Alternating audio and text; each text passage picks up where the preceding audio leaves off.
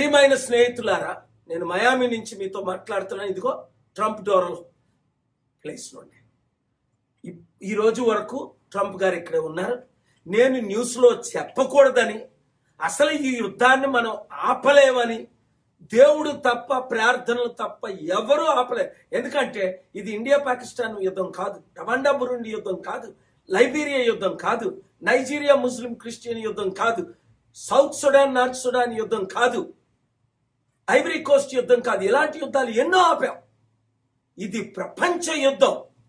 China, Russia, north Korea అమెరికాను bomb చేయడానికి ready అయిన యుద్ధం, న్యూక్ చేయడానికి రెడీ అయిన యుద్ధం.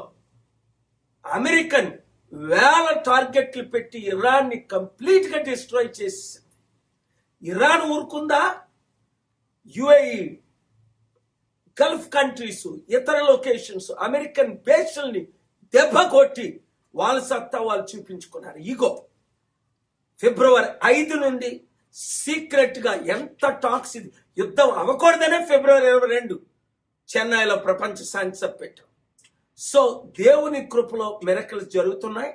ట్రంప్ గారు ఒప్పుకున్నారు, ఇరానియన్ లీడర్స్ ఒప్పుకున్నారు, నెతన్యాహు కూడా పూర్తిగా ఒప్పుకునేటట్టు.